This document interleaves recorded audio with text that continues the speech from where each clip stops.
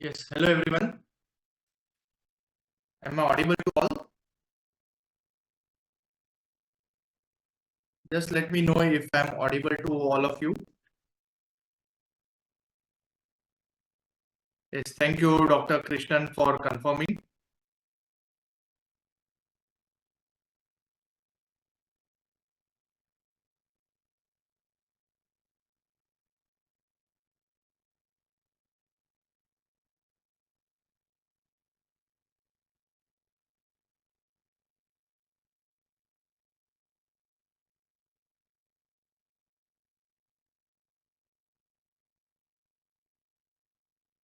So, hope I am visible and audible to all. Thank you, Dr. Vinita, Dr. Thiruvalan, Dr. Shivesh for confirming this.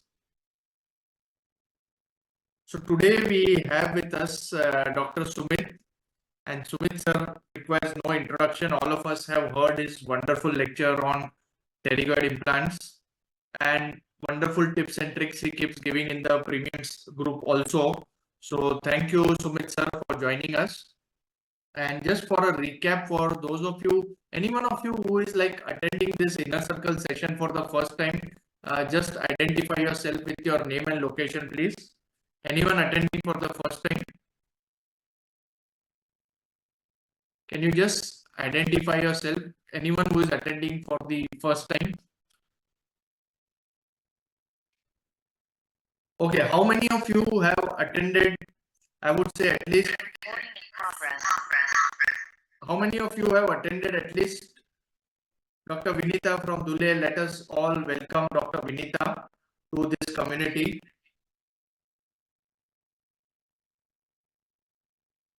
Anyone else attending for the first time?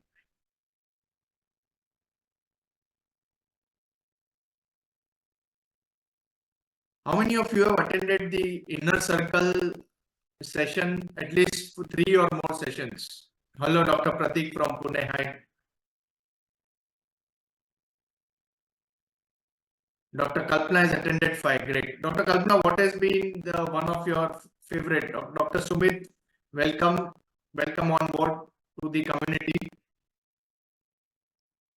How many of you are members of the premium inner circle? Please let me know. Anyone from the premium group, just type premium group or PG.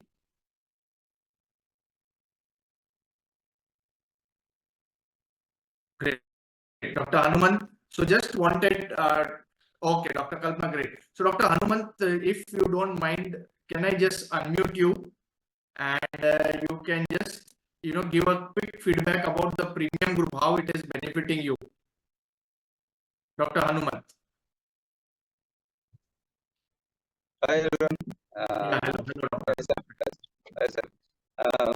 Just just by following the rule of 7 in placing the targets, it's very predictable, so that it's more easy rather than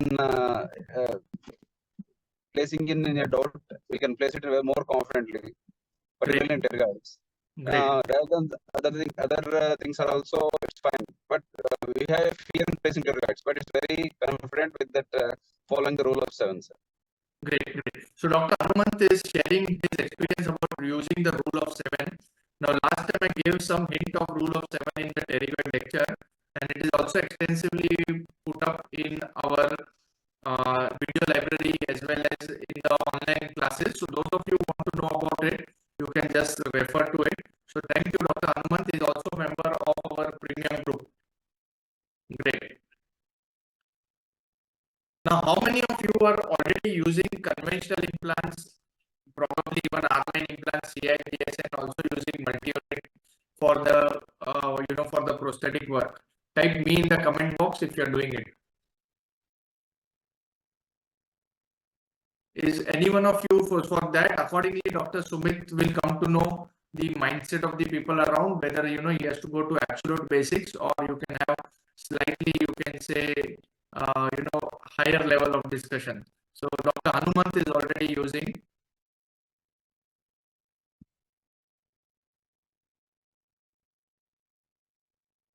Great. So we have Dr. Hanuman who is already using the 2-piece implants, as well as multi-unit. So is it good for me to assume that everyone else is a fresher in terms of using a multi-unit? Dr. Pratik is using all-on-4 with multi-unit. Great. Now, Dr. Sumit sir, am I audible to you, sir? Can you just unmute yourself? Yes, sir.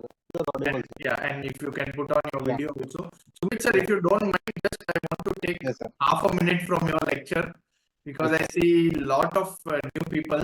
So why, if you just allow me for 2 minutes, I want to tell them. Yes, sir. Yeah. Of course, sir. Thank you. Right. So I'll just put on my whiteboard. All of you just let me know. So a lot of people, this is one of the most common questions. Sumit sir, you have also, Yes. that why you should use multi-unit. So you have the implant placed. The question is that why can't you directly connect a stop and put a cap? This is one of the most common question in a lot of people's mind, that why do we require a multi-unit? Am I right? So what the multi-unit does basically, when you connect a multi-unit, okay, it shifts the internal connection of the internal platform of your implant externally. This is the most important criteria. Prosthesis sitting over this. So this is a prosthesis which is sitting over it externally. All your forces are now kind of diverted to the prosthetic level. This allows the force to take care of from the implant abutment junction. So this is the implant abutment, or in this case the implant multi-unit junction. Instead of the implant to abutment junction, we have shifted the forces directly to the prosthetic level. The other advantage of the multi-unit is it allows the passive fitting of your implant prosthesis, because multi-units are available in various situations. So that will allow you to modify, because the more tilted implants you do, you will see your implants are diverging. So by placing multi-units, you are allowing the implant and the prosthetic platform to become parallel. More importantly, have better stitching of the prosthesis, better impression, so on and so forth.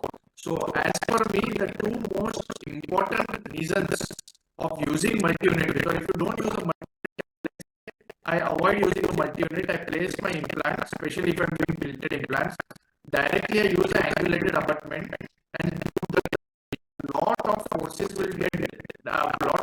will start coming on the implant abutment junction, and this will lead to loss at the implant abutment junction. So let's say that I have not placed any multi-unit, and if I directly connect the abutment, angulated or any, you will see a lot of crater-like bone loss happening at the implant abutment junction, repeated screw loosening happening, and sometimes bone loss can even lead to mobility or failure, especially if you are doing immediate loading. So that is regarding the advantage apart from the multi-unit. Dr. Sumit sir, is there any other point you would like to add regarding why in the first place? Why can't I directly, connect the abutment and make the prosthesis? Sir, as you rightly said, that it changes the angulation, it brings the prosthesis in its right angulation because we have placed a tilted implant. Secondly, is getting acted on the, instead of acting on the implant abutment junction, it shifts the almost forces to a higher level at the prosthetic level. And third, another thing is that, sir, by all this we are giving a passive fit. So I would say these are the main reasons why we actually go for a multi-unit, as well as we are not disturbing the crestal part of the bone again and again by placing gingival former and then the impression coping and then the prosthesis. So therefore we are not disturbing that area again and again by following the various prosthetic steps. Correct. That is excellent. So what Sumit sir is saying, that when we put, let's say, the implant, and we know around the implant is circular fibers are getting developed. So if you put a cover screw, unscrew it, then you put a gingival former, unscrew it, then you put an impression force, and every time you're breaking the circular fibers. But by shifting the entire prosthetic workflow from the internal platform to the external platform, again and again, we are not destroying the periodontium or the healthy circular fibers around the implant, which is essential for preventing any kind of bone loss around the implants. Am I correct, sir? Yes, sir, absolutely. Yes, great, great. So how many of you found this bulbar movement were not aware of this? Just let me know, and we will quickly hand over to Dr. Sumit sir for his presentation. Let me thank on behalf of everyone to Dr. Sumit. Thank you for joining us, and you please take over and start with your presentation, sir. Now, regarding the queries, Sumit sir, you would like the queries to be taken during the time of presentation or afterwards? How would you prefer? Sir, I think I'll take up in the last because that will not break the flow. Great, great. So right now we are muting everyone as the Sumit sir has recommended that he will be taking up all the queries. So Sumit sir, what we will do in the end, again we will open up, or I may just keep it muted, and I will take up the queries first from our premium group, and still if there are other queries and time permits, then we will take up from the other channels as well. Sure, sir. Sure, sir. Okay, sir. Sumit sir, please start, please, sir. Thank you so much for joining once again. I hand over to you. Yes, sir. Thank you, sir.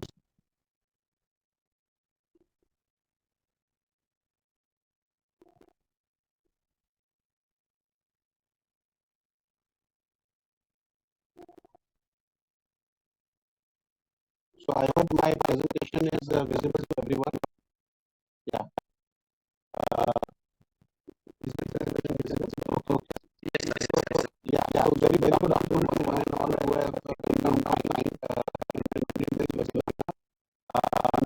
Before I start the presentation, I am once again welcome to Rohit sir, and some sympathize for giving me this opportunity to present whatever knowledge I have on the scope of prosthetic aspects in implantology, which is hardline CZ implants.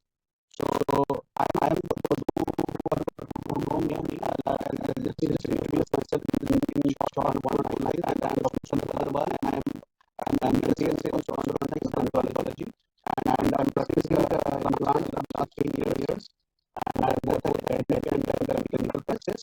So I will be just sharing whatever clinical oriented information I have on this particular topic. So let's begin. So we are dealing with one more case or partial case, and we want to get plants. So always the work of our own steps.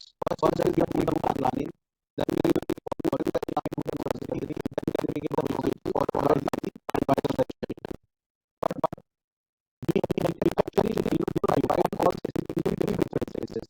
So first phase is the preliminary phase, that's the most important phase, where we diagnose the phase, we do planning, sometimes we go for standard calibration, we make the standard by using different thing, and then we follow and do the surgery. For in the immediate phase, we first give the provisional restoration in order to we get process of restoration or early process of restoration, then generally acrylic or metal supported composite this is really gives us more capability in some changes in the final processes if required. And then we have finalized we go for filtration or then followed by absorption and then trial, and then we whatever final aesthetic and whatever incorporate in our processes that is done, and then it is finally delivered either fluid or simulated. Generally, like is used to maintain process for the organisms of retrievability. So when we are given the therapeutic advance, we should know that there is some basic philosophy, which is around four different factors. So first factor is your goal. The second is what type of implant you are placing. Third is the type of abutment which we are using, and finally the type of processes that is what particularly we will be using for completing the case. So when I say more and we still say that we are going with a classless approach, we are not using some add-on, we are not doing any instance of surgery. So this complicated we are taking a lot of time and unnecessary procedures, thereby using the native bone. Then the second thing is the type of implant. Now for this particular therapeutic implantology, it is not just restricted to your clinical implant or implant, but it can also be used if you use the hardline CIH implants. Into those implants, therapeutic approach is easily done.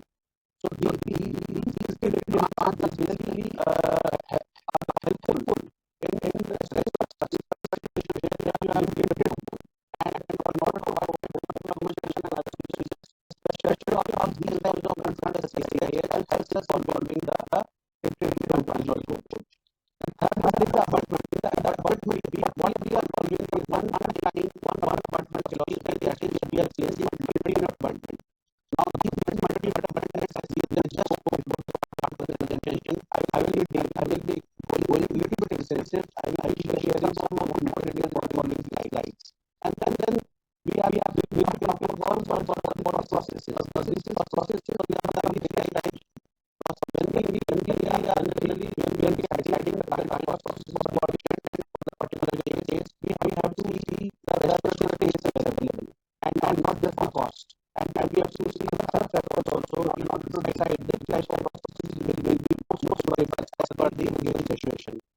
So, in order to just summarize the points that we are doing a process approach, we are using different points, we are using process according to the society space available and some other answers.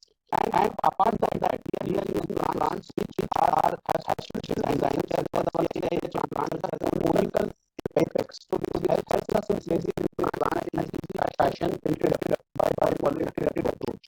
And normally, in order to avoid the sinus irritation in the maxilla, we are approaching upon the reverses at the back, and sometimes the visualization is sensitive because the proximal area as well. And then the result bone or the lower visible of the area wall is visualized for the interior implant.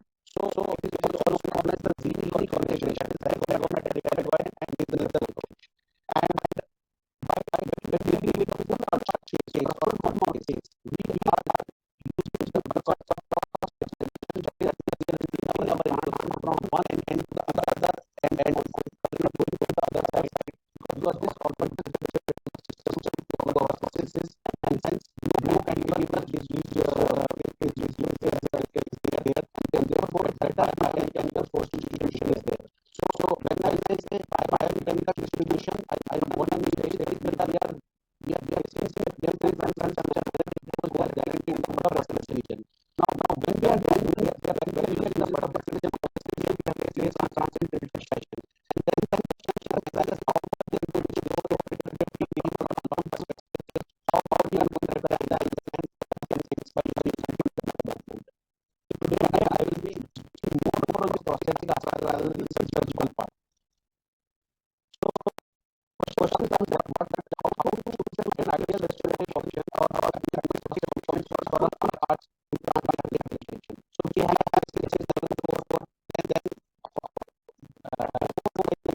earlier we had was very popular. The situation both. But in the we had failure years also cantilever forces and then required to be shift to the following 6. Then we have we expanded also, and we have seen what kind of images are we going to use in these spaces. So cost is one important factor, and how much time is it going to take for the lab to correct it, what is the features of the lab to indicate it, and what is the variety of the zirconia or what maybe so many different processes material which is getting popular. So how to choose an ideal material for a particular case that we are going to discuss. So let's see what are the patient expectations. So my view, our expectations who process are always high. They always expect shorter treatment. They don't want a they just want whenever we come for the first time, the first exam they ask is doctor and then they want faster treatment. Now are those days when we do delayed loading in every case, maybe 4 months, that is over now. That's time. So we have shifted to immediate oncology in many cases.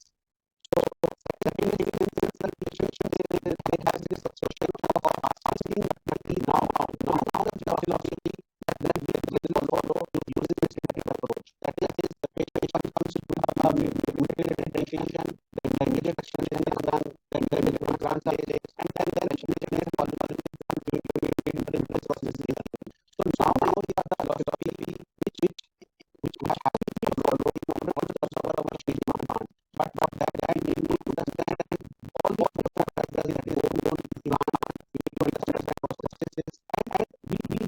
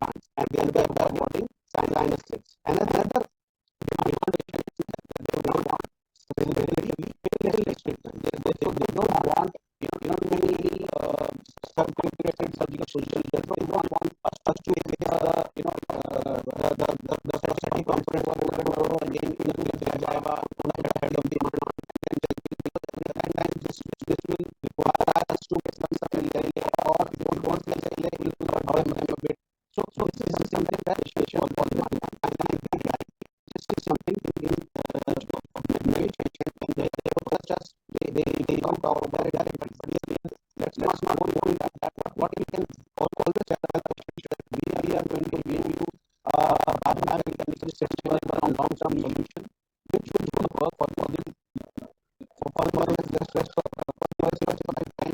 when it comes to us for followers. So let's just now talk about what do we actually mean by multi-unit absorption. So this is the buzzword, multi-unit absorption. As the word suggests, multi-unit is something which has got two units or more. That is multi-unit means normal absorption has one prosthetic screw. But the multi-unit we have two prosthetic screws. So we have two screws. One screw goes from the multi-unit to the implant, and the second screw goes from the prosthetic into the multi-unit. So that is multi-unit abutment is having two screws.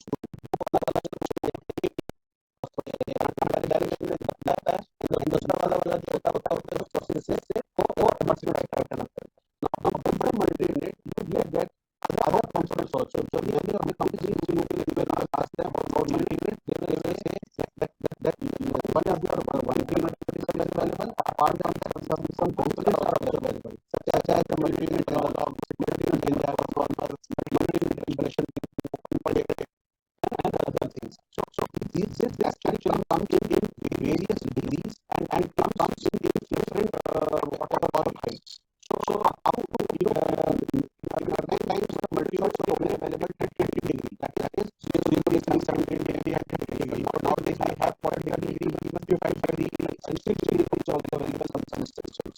So it helps us in the angle of the treatment plan in the desired prosthetic accesses, thereby reflecting allows us to be processes. So these are the biomechanical implant solutions where we can supply them to the manufacturer. They have a second implant all at different angles. So in order to give a process which is we have to do multi-unit possible. We all have different calculation. So multi-unit primarily helps us controlling the accesses on the land which are the process can become a prosthetic part of each apartment become parallel to one another. Then therefore we are able to give access processes. So this is one article which was published in the Implantology, and it was reviewed and analysis done on one-time protocol.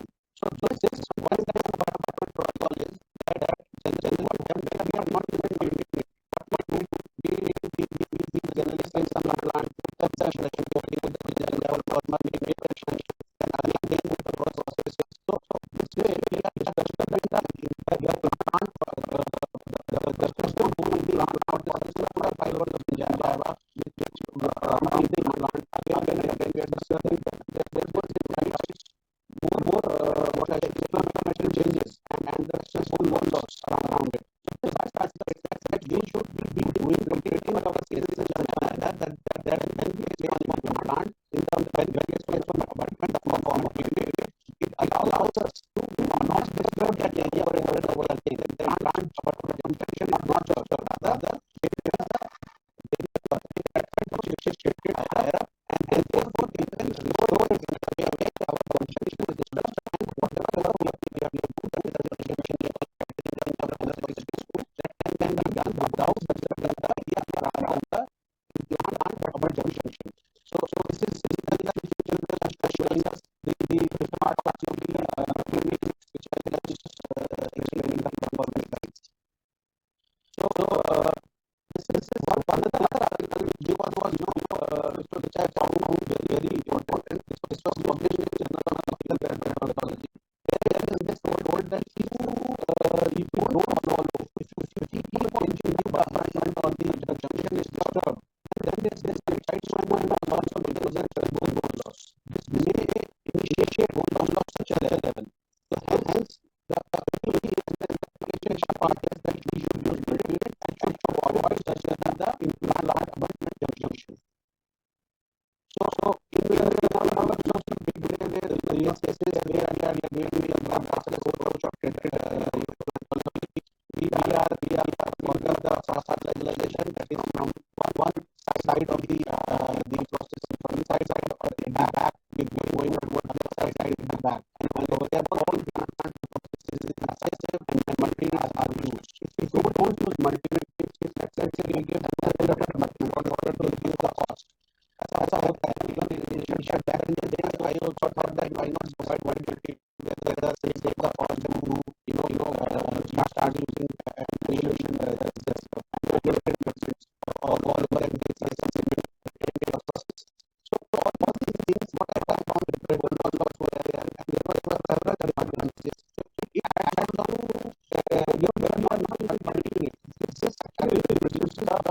longevity of our whole implant prosthetic,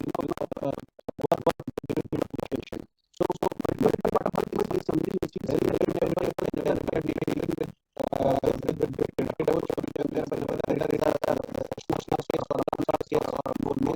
we have to use the medical department. So another point is more actually more medical department which will be doing that load our prosthetics. Should you be going for immediate loading or should you be wait for sideline and what happens if you have to do immediate loading and jump loading do it. So they say that the best time to do immediate loading is within 7 days. That is about maximum 10 days. So if you go down days, then also like increases and the primary stability of the implant. So that is not desirable period where we should be implants. So we should have our implants possible by right from implantology. It should be that's what the is all about.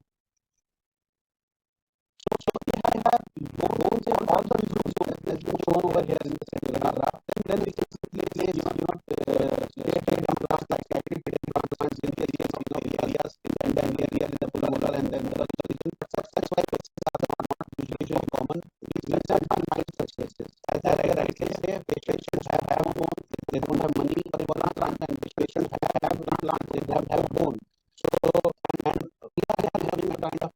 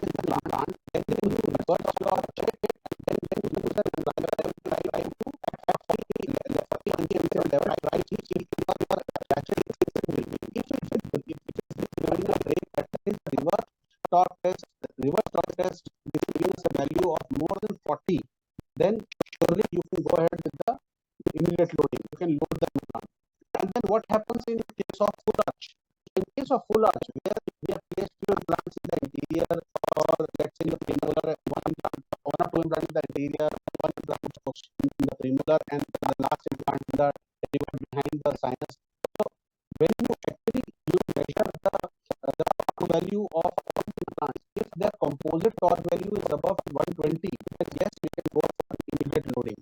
So that is the concept that is given in most of the literature. So 120 is the magic number. That is, when we are doing pull-up restoration, 120 NCM should be the cumulative or the total torque value of all the implants which have been placed. So when we are doing televites, televice itself offers around 50 to 70 NCM. So it entirely changes the game. So in most cases where we have got soft bone in the maxilla, if we have placed televice implant, the overall torque value increases, the composite torque value is about 120 and we can load it. Then comes that what is the then how material we have to use for the processes. So the answer to this is very simple, that since we are dealing with different degree of resorption of the bone in the cases, so we have to see that how much is the restorative space available. So when I say restorative space available, I mean that when we will be placing implant from the implant head in the occlusal plane, if it is around 10 to 12 mm, then we can either go for PFM or zirconia layered processes, that is the FP1.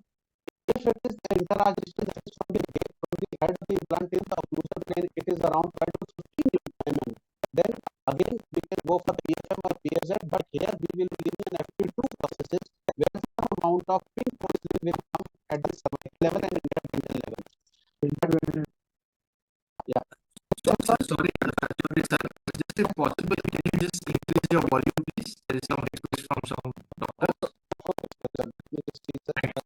Just see if you can increase your volume if possible. Yes, sir. Let me just see. Yeah. Am I audible? Thank you, sir. So now we come to the third, that is, if the interarch space, that is the space, vertical space from the head of the implant to the occlusal plane is around 15 to 18 mm, then we have to go for not for metal ceramic, we have to go for hybrid dental, that is metal acrylic. Or if we have got more money, if the patient has got more money, we can also give P layered with composite resin. So these are the options that are generally given. So mind you, when you have got greater amount of vertical space, please don't go for metal ceramic or zirconia restorations. That will add on to the greater amount of stress, because that will add to the weight of the processes. So we need a lighter processes. So therefore, metal acrylic or the composite resin processes is advocated. So this is an FP3 processes where the road portion is also done as a pink part.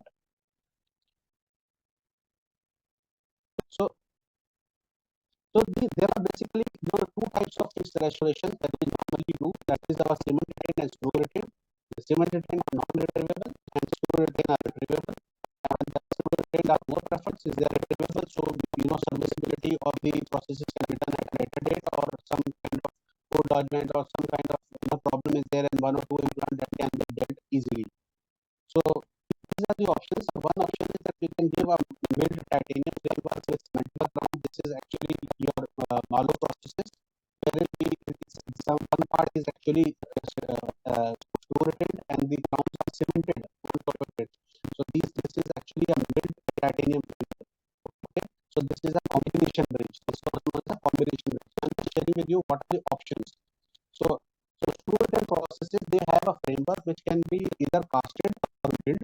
Because these are the options. See, I just trying to share little bit knowledge, that because you will be dealing with the lab, that when you will be sending your cases for the processes, they will be asking you all this. So you should have some little scientific knowledge about what all information or what all you want to have. So framework can be a casted one, it can be milled. So generally milled framework is preferred. Casted framework, it has got greater amount of errors. It is cost friendly. So casted framework, I don't prefer it these days. Milled framework is the one which is desirable, and it can be casted if you want economical. Milled one, you can go for cobalt chromium, and then the best one is the titanium, and then also you have got zirconia or pink also available. The layering material can be acrylic, composite resin, or ceramic. So these are the options by and large you are talking about restorations on implant supported. This is another picture to show you. This is actually one metal chromium framework. On top of it, some metal layering has been done. So this is a metal to acrylic full mouth bridge. Then comes how to actually assess the available prosthetic space. That how the simple answer is that you always, when you before you perform the surgery, you have to run the diagnostics. That is, you have to mount the diagnostic models in the correct jaw relation. You have to you can also make a trial denture without labial flange, or you can go for some kind of virtual planning. So this is how we make impression of the eventual stars. Simple, all those steps which everyone has done in the graduation for complete denture, they have to perform these steps because this will need a lot of information. So I will request all the beginners to follow these steps so that you can plan your case in a more predictable fashion. That implants तो डल गए but उसकी processes लगाते वक्त हमें space नहीं available है और उस वक्त पे जो है हमारा सब प्रॉब्लम्स क्रिएट शुरू हो जाती है. So better is that you first see how much restorative space is there, what is the kind of jaw relation, where the teeth are going to come, how much is the prosthetic access we require, what, and accordingly what implant, where should the implant should come, right? So this is the trial denture, and after the trial denture is made, you can make this clear acrylic resin framework. This will help us in giving us lot of information regarding where should be the place, where we are going to place the implants, and also where the implant head is going to come. That is this blue line, when we mark, it should be around minimum, it should be around 15 mm. This is what the guideline is, because that will allow us to give the patient an aesthetically pleasing functional restoration.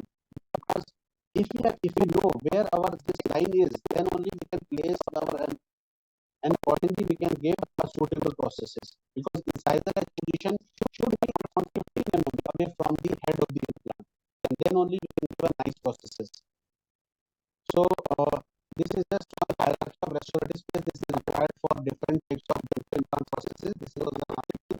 So for fixed screw retain option, they require a minimal vertical space. So ideal, what minimal vertical space, let's say around 4 to 5 millimeter. That implant, we can give a fixed screw retain processes. Only minimum requirement is 4 to 5. So for a fixed screw retain at abutment level, after the abutment having place, then there should be a space of around 7.5 mm. That is total. That is from the transition till the prosthetic end. Then comes the cemented option. For that require a round height space of around 7 to 8 mm. For bar over 11 and 13, 14 mm. And for fixed screws retained hybrid, we want more than greater than 15 mm.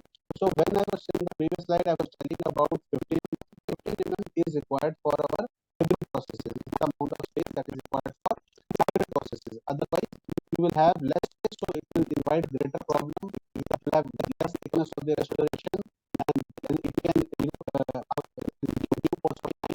fracture of the layered component of the processes can happen. So let's talk about the implant prosthetic components in brief.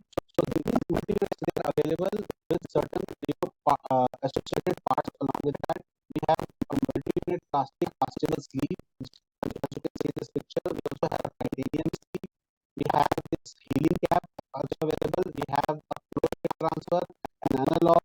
We also have a screw for multi-unit. This is the screw, and then there is another screw which is a smaller one which goes from the processes into the multi-unit. So this is a last picture of the plastic transfer. So if you are going for casted processes, for a casted fiber, then you have to provide this to the lab. This is the plastic castable which is available, which comes with the multi-unit set. Then these multi-units, they come in different angulations.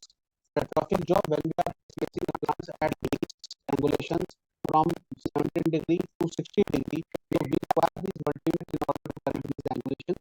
So as you can see in this picture, this is from 0 degree, 17 degree, 30 degree, and 45 degree. Another thing is that they come in different collar height. Collar height means that is from the head of the implant till our prosthetic, from the mid-level margin. So that should be, that is generally 3 to 4 millimeter for our maxilla, and around 3.5 to 4 mm for our mandible. So this is the kind of collar height that is generally required. But for each case, you have to measure it with the help of the probe if possible, in order to give the right material so that they don't expose too much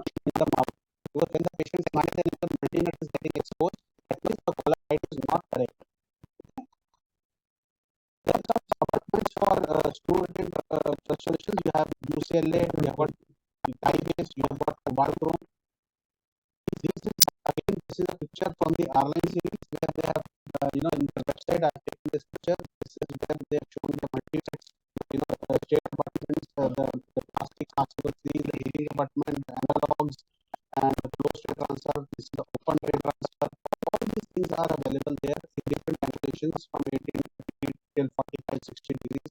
So you can, restore all the treated implants in a predictable manner in the apartment. This is the material apartment at different height. I was just telling about the come in different heights for so yeah. So in multi-units, you should know that what is the advantage of this multi-unit. So in many cases, you will find the implant is straight. Still, we are using a 0-degree multi-unit. The answer to this particular thing is that multi-units not just helps us in correcting the angle, but it also helps us in shifting the connection from the implant abutment junction to a higher level, and therefore all the disturbance at the implant abutment junction does not gets affected. And another thing is that it helps us in making the passive processes. So these are the few factors that helps the clinician to not disturb the implant abutment junction again and again. That also results in lesser pain of the patient, less inflammation from the area, and lesser bone loss. So this is another picture showing you that how the angulation of the multi-unit is how multi-unit is helping us in correcting the angle. So you can see that this is the part that is going into the implant, and over here this platform is at some angle to this particular part. So this is one part that goes into the implant, which I'm just showing the arrow. This part will go into the implant, and if you see this implant angle now that gets corrected using this multi-unit by putting the processes in this fashion. So this prosthetic platform is at an angle to our implant platform. So hence the angle can be corrected, it can be shifted to another level, and therefore you can actually solve both the problems of the angle as well as the facility as well as the disturbance that is being done every time if you don't use multi-units. So multi-unit advantages, to summarize, that it is the one and only prosthetic platform which gives us versatility in making superintendent processes even in cases with no parallel access. That is, their angulation is available not just here it is available at 30 degree, but nowadays even 45 degree and 55-60 degree is also available. And the conical platform improves even more with the insertion path of the final work as well as facilitates the impression. It is easily accessible platform for healing in recall sessions. So this is one point which I was telling you, that it helps us in easy access, because processes when the patient returns after 1 or 2 years or 3 years for servicing of the processes, they want some changes, and at that time you always are scared because you are going to disturb that area where the implant junction is. So in order to avoid this, multi-unit abutments helps us in performing those procedures easily. Okay. So the transfer of tensions away from the bone. So this is basically, it is removing all those tensions and forces away from the bone. So hence, and more importantly, from the lateral wall of the implant. This ensures significantly lower cervical bone loss. So these are the main points for the advantages associated with multi-unit abutment. Okay. So this is another picture which is showing us how the angle is being corrected. So you can see this multi-unit abutment. It comes,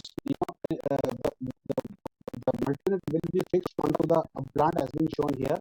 In the second picture, if you see, this is one holder that comes in order to place this tiny multi-unit on top of the head of the implant. Just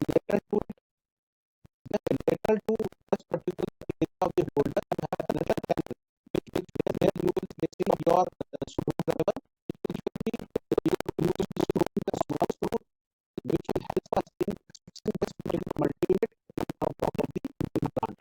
So the holder helps you in holding the multi-unit, because it's a small component, it can fall here and there in the multi-unit. This is the holder. This is the holder. So it helps you holding that multi-unit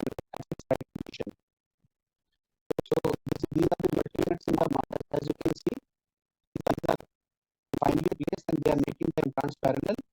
You can see these are the folders. Once the implants are placed, the multi-units are placed, we check the parallelism of the various implants, the prosthetic platform, or the prosthetic platform of all the 4 implants have been made parallel, otherwise it was at different degrees. For with the material department, as I told you, that it comes with a temporary cylinder also. Now, this temporary cylinder helps us in giving a temporary processor to the patient. You can fix this temporary cylinder on top of the unit, and you can convert your denture into an immediate, provisional restoration to the patient. But these are not very reliable. They break very often. So, nowadays the standard of care is that you have to give at least bar supported implant processes. That is, once you have placed the implants, you have to make a bar, then give an acrylic processes on over it. Don't give a fully acrylic processes just resting on these temporary cylinders. But this is again a part which is applied with the multi-unit set. So this is the impression coatings. These are the impression coatings which are just like your implant impression coatings. You also have multi-unit impression coatings. So multi-unit is the abutment which are to be placed at the time of implant surgery.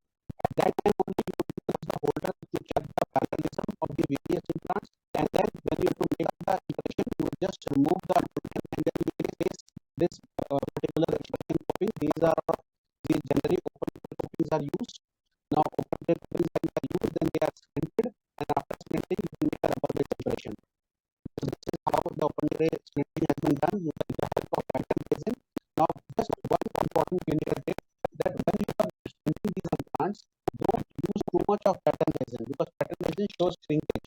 So so what you can do, you can use a slightly thick wire around 1.5 mm, and you can adapt that wire around the neck of these open trays, and then you can use small amount of pattern resin to splint this wire on top of these open trays, and then you can make a pickup impression. So this is again another picture to show the jig trial. After that is done, you have to make a cast, and then in the cast you have to make a jig which will be tried in the patient's mouth. So you have to perform a 1-screw test. 1-screw test helps us in knowing the facility of the processes. This is again how the manipulation is being made. When you are using with the open tray, just like your normal open tray on the implant, where you have to do for the multi-unit also, you have to make a roofless tray, so that this particular screw of the open tray can come out and can be retrieved, and then it can be again screwed when required. So these are the again apart from open tray, we also have closed tray impressions for the multi-units. This is a snap-on closed tray coating, which is from knowledge point of view. And then we have scan bodies. Now, in the era of digitalization, we have got scan bodies. These scan bodies, as you can see in the picture, they are they are placed on top of your multi-unit, and then with the help of scanner, whatever scanner you have, either or whatever 3-shape, whatever scanner you have, you can scan them, and then you can send that particular data to the lab, and then the lab can actually create that particular type of process, the cast. Now here we have the direct scanning, which is shown in the left picture. So apart from that, nowadays we have something called fire and forget concept, and this is something which is not known to many people, but I will just share. So this is an important highlight of this seminar, that fire and forget concept, it is being offered by some labs in India, where they are offering these fire and forget special scan bodies which are impressionable also. So for those people who don't have scanners, for all my friends who are practicing without the scanner or practicing in remote areas where there is no facility of the scanner, in those these fire and forget scan bodies are impressionable. That is, these scan bodies are to be patterned on top of the multi-unit, and you just make an adjunct impression on the cast, or you make a reference impression and send it to the lab.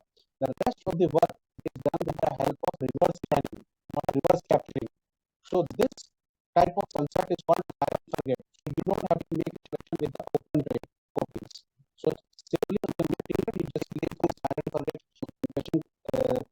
scan bodies which are impressionable. That is, don't scan them, no need of scanner. Just pattern these scan bodies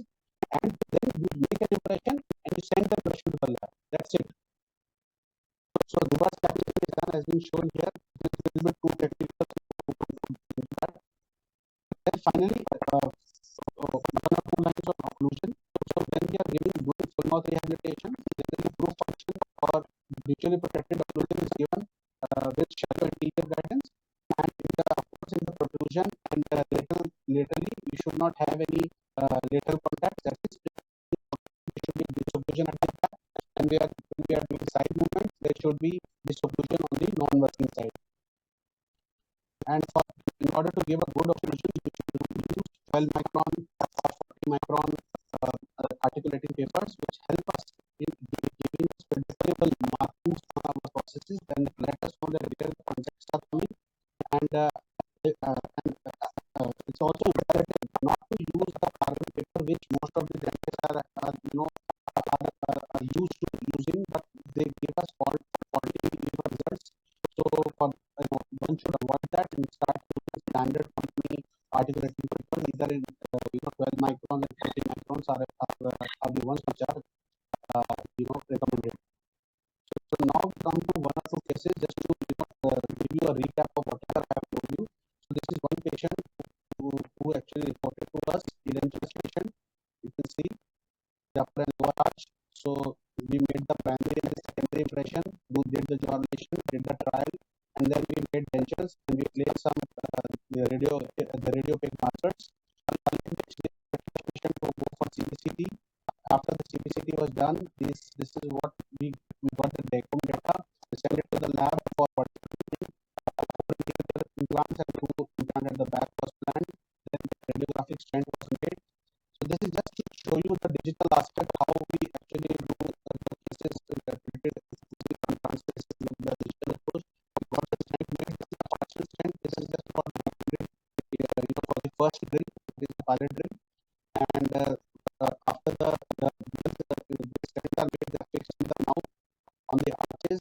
The implants are in place 6 in the above, and the upper arch 6 in the lower. You can see all the implants are tilted in fashion. So we are there where we are, and in the lower we are also bypassing the inferior nerve. On the upper arch we are bypassing the sinus. And after that, the multi-arch are placed into its place. The handles are there to let us know that they are parallel to one another or not. And once that is done, the angles are verified. After that, this is the healing abutments are being placed, as been shown here. Then after that, the multi-unit abutment level impression was made, and before and after that, the scan bodies or the parent forget scan bodies were tightened up onto the multi-units. On top of it, we just made the impression.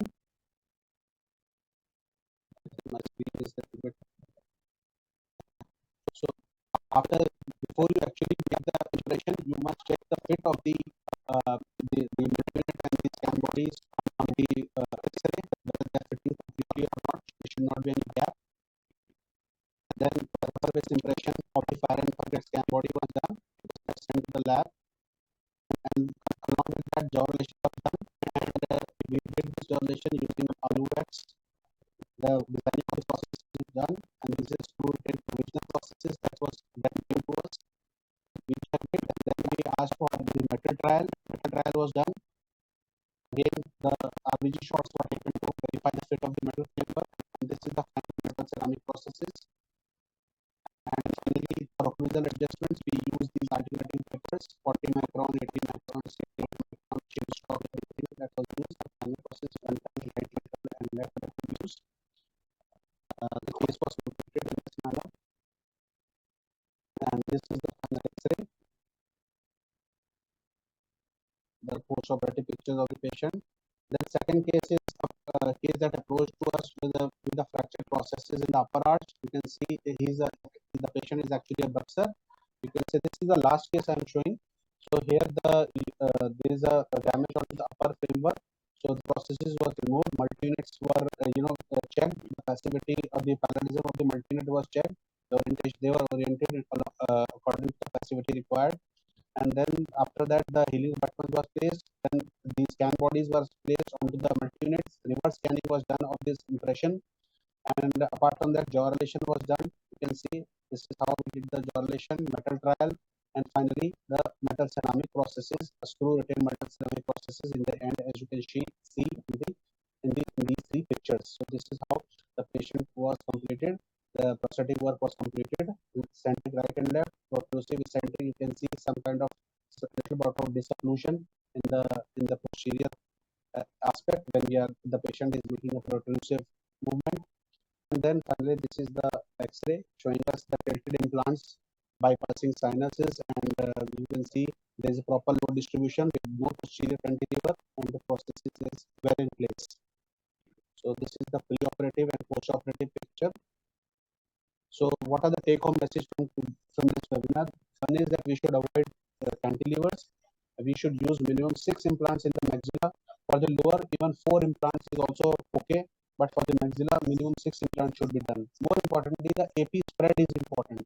Okay, and then if you are tilting more than 45 degrees, then ideally you should use a 4 millimeter diameter implant. Use polished collar implants if possible. We should be using multi units in such a way that they can help us in solving the angle, the implants being placed in a tilted fashion. There we should give a processes offering cross-arch stabilization, and the immediate loading should be done within 7 days. And not to mention that yes, tilting has got a higher degree of success. It has that in the literature it is mentioned that success rate of tilted is around 98.7%. So thank you so much. This was in brief about the prosthetic aspects, and now I am open for discussion or questions if you have any. Yeah, I'll be happy to answer. Superb, sir. Fine. In such a short time, almost you have covered up everything. I think most of the queries, doubts has been nicely, sir, covered by you. Hats off to you, sir. Let us all, say thank you, Dr. Sumit, because I haven't seen, sir, in my entire 16, 17 years that this complex topic of multi-unit being covered so effectively in such a short duration, sir. Thank you so much, sir. Thank you, sir. Thank you. Great. So now we'll open up with the permission of Dr. Sumit for Yes, sir. questions, if any. Yeah. And Sumit sir, I request all of you to, Sumit sir, if you can just put off your screen, or Yeah. That will be great, sir. You can stop sharing. Yeah, stop sharing. Sharing stop kar do. Yes, sir, please. Yeah. So let me take up the questions.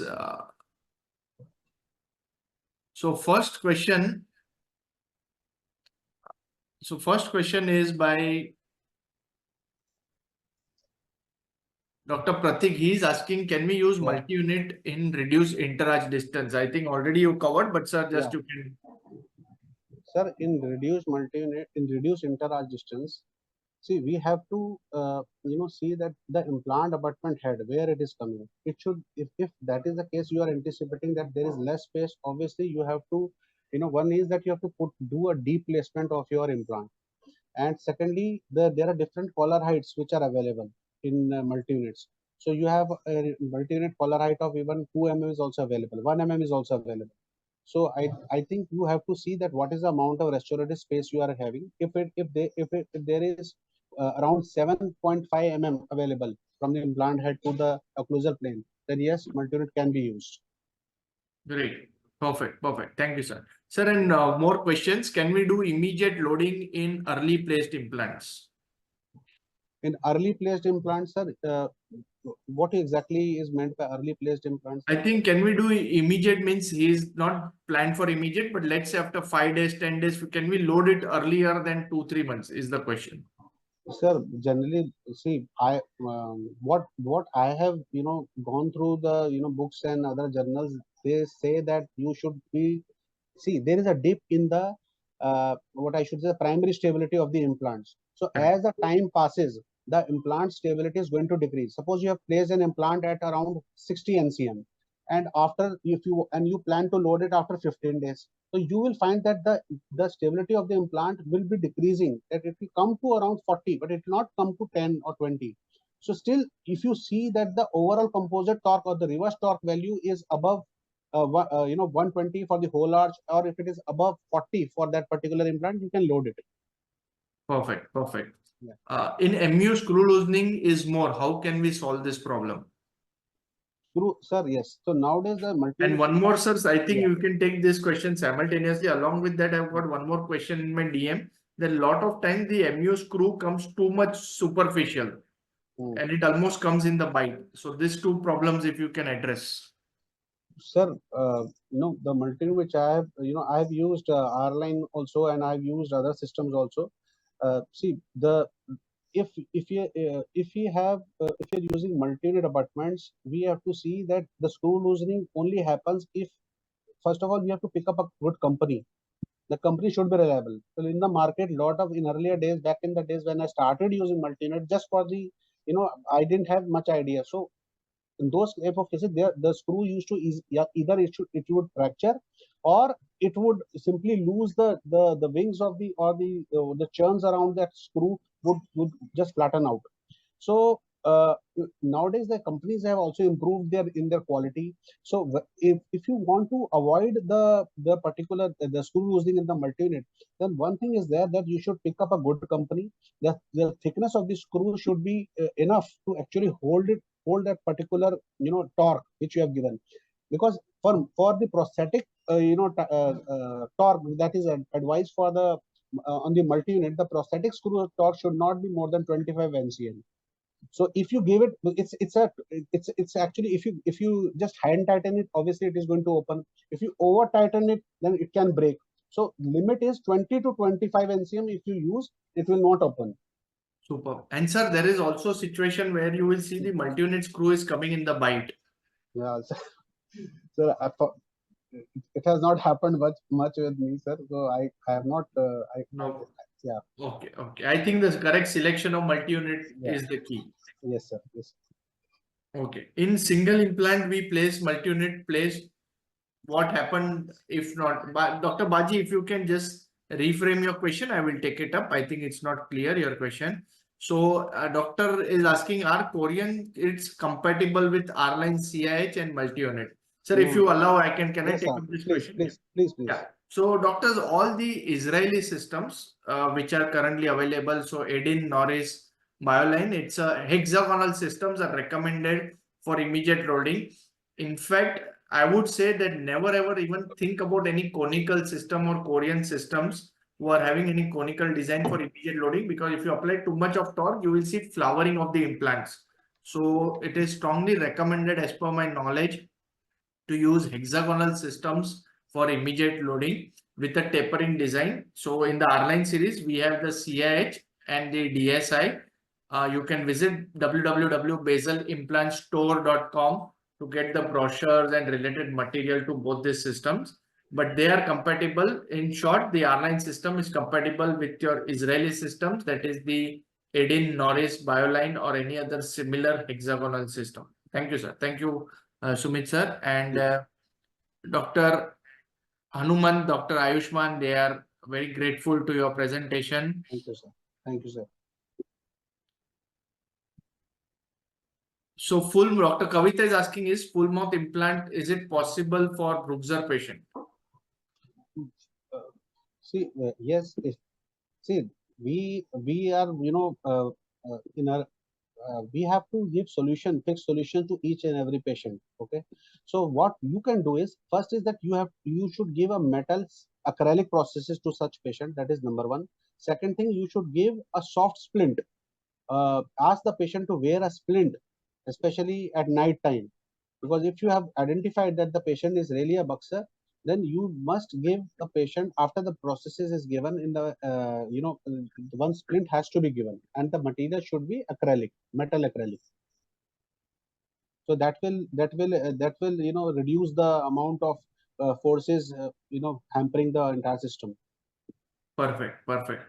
Dr. Dipti Bhatt is asking, sir, why not hybrid acrylic prosthesis in lower jaw with PFM in the upper? Sir, madam, the answer is that if you are giving acrylic jaw opposing a ceramic one, what will happen? The acrylic is going to get attrition. Wear off. Yeah, wear off very fast. So this will reduce the VD and other occlusal contacts, and sometimes after a few months you will find overloading happening in some unwanted areas. Perfect. Dr. Pratik has re-put early placement is protocol by placement of implant after 1 month of extraction. That's okay, Dr. Pratik. So you can go if you're following any protocols related to implant placement and you are having in-depth knowledge, you can definitely follow it. So with multi-unit are chances of peri-implantitis. Madam, multi-units are a type of abutments. Peri-implantitis is related to implants. So I don't think there will be any risk of peri-implantitis with multi-unit abutments. Peri-implantitis will be for the implants or implant fixture rather, which is located in the bone. Dr. Ashutosh is asking, CH implant is rough surface unlike BCS. So can we perforate the opposing cortex? Dr. Sumit, many people are asking regarding to CH. So if you can just share what is unique about CH and what is your experience and how to, you find the edge over the other system. Yes. So there are 3 points which goes in the favor of CIH. First point is that it has got a sharp apex. So since it has got a sharp apex, just you do the pilot drilling of 2 mm drill, and then you can place the CIH implant in the maxilla. In mandible, sometimes you may require a 2.5 or 2.8 drill just halfway through, but otherwise you require only one drill. That is the first biggest advantage. Second advantage is that it since it has got good, the wings are very good around the implant, so they engage the bone very quickly. So it generates very high torque. It has a hexagonal connection, so it doesn't show any flowering or any other problem. Third thing is that it has got it has got lot of compatible good prosthetic components, and of course another thing is that it is very cost effective if you compare it to other implant systems. Great, great. So I also recommend all of you who still have queries related to CH to just go to the YouTube channel which I will put up right now. So implant information about CH implants is also there. Along with that, I'm also putting the brochure and the website link for this implant. So anyone who wants more information regarding CH implant or any other things which we are discussing right now, just visit the website, which I'm going to put up very soon in our chat box.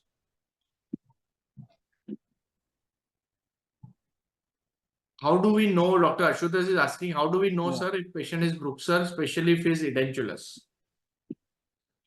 See, you have to see the, you have to take the history from the patient. First is this, and secondly, how the patient lost his teeth. Was it a broken down dentition case?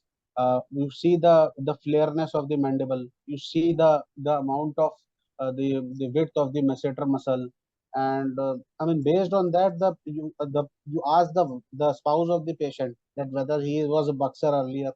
I mean, these are the things which will let you know that the patient was having too many high forces. You will come to know.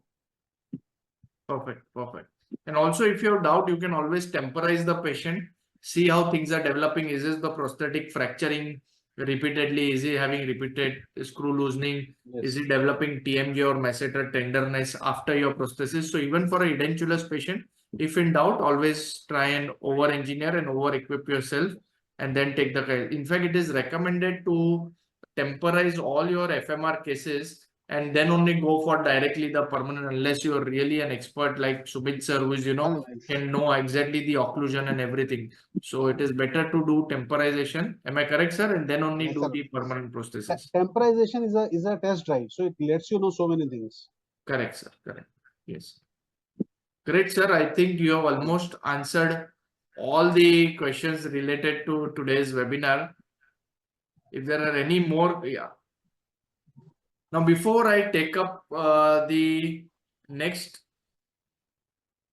questions, I want all of you, for the benefit, as we always do, quickly, because I'm just trying to assimilate all questions. And also, as usual, I will add few of my tips and tricks along after this. So right now, I want all of you to just, put up your 3 key learnings in the inner circle group or whichever group you are. So if you're a member of the premium group, you can put it in the premium group. If you are in the member of the inner circle 1 and 2 group, you can put it up in the 1 and 2 group. Your 3 key learnings of today's lecture by Dr. Sumit sir.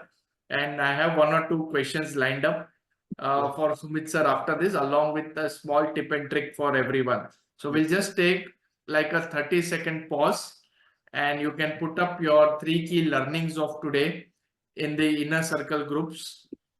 Those of you who wish to be the premium circle, premium group, members of the premium group, you can contact 3C Enterprise. I am putting the number in the chat box 93215-33493. So Sumit sir has also given a wonderful video on the trayless impression. That was the eye opener. Many people have messaged me that this was something really amazing. They have, never seen such a thing before, where Sumit sir has discussed the trayless impressions in the premium group. For those of you who like it is next level, where you are avoiding scanner, you are avoiding the impression tray also.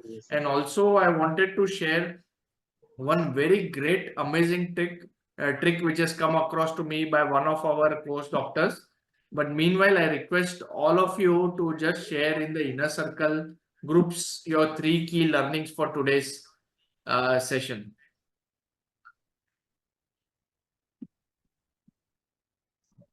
So Sumit sir, we'll just take a 20-30 second breather, and I have some more questions and some tips which we can discuss. Okay, sir.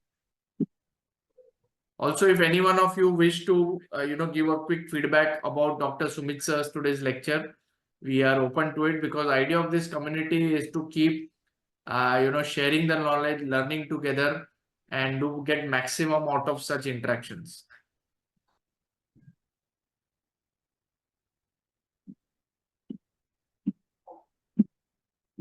Let me also acknowledge some of the doctors who I see around, who have been, I see almost often: Dr. Kavita, Dr. Krishnan, Dr. Julie Dauda, Dr. Shivesh, Dr. Deepak Agrawal, Dr. Gopal, Dr. Vinita, Dr. Johnny James, Dr. Vrajesh, Dr. Sajid, Dr. Veera Shekhar, Dr. Anurag Kashyap, Dr. Baji, Dr. Prerna, Dr. Tiruvalan, Dr. Kalpana V, Dr. Ashutosh, Dr. Raman, Dr. Nikit, or so many names. I think Dr. Nikshit, Dr. Gaurav Bandil, Dr. Pratik, Mansi Gupta, Dr. Sumit Kaur, Vikas Goyal, Dipti Bhatt, Dr. Nag Miralaya, Dr. Sambhavi, Dr. Shrikant Chaudhary, great. Super. Dr. Manu Bhaskaran, Dr. Himanshi, Dr. Yogesh Midha, super. Great. So composite technique of 120 torque, Dr. Ashutosh has learned. That's amazing. So Dr. Shrikant has put up the 3 key learnings in the premium group. No cantilever, 6 implants. Great. It's really amazing to see, sir, in the same webinar, the 3 key learnings. Everyone is, putting up different. So it's like, you're almost memorizing the entire webinar, and the key learnings I always ask people to put, so that, the key learnings are shared with each other, and they remain over there for anyone who wants to just revise if they have missed any points. Right, sir. Great. Sir, so 2 more questions are there. Yes, sir. Meanwhile, Dr. Ashutosh is asking for single tooth replacement. If we use multi-unit, is there rotational force? How to avoid it? Should we use angulated abutment? See, if there is a change, if you for a single tooth, some doctor has placed an angle, the implant in a, some buccally inclined or lingually inclined implant has been placed. This is what the doctor is asking. Yes. He is asking that. Let me repeat his question. For single tooth replacement, Yes, sir. if we use multi-unit, is there rotational force? So I think he's worried that whether by screwing the multi-unit, will he end up, further screwing the implant? No. And that may not happen, because your implant has to be in the good torque primarily, if you're thinking about immediate loading. Yes. And how to avoid it? Should we use angulated abutment? See, angulated abutment will not help us in giving a screw retain processes. It will allow us only a cement retain processes. So multi-unit will help us in correcting the screw will become palatal if you use a multi-unit. So and of course multi-unit has to be used once we have got a good torque on the implant. Perfect. It will not happen, Dr. Ashutosh. Don't worry.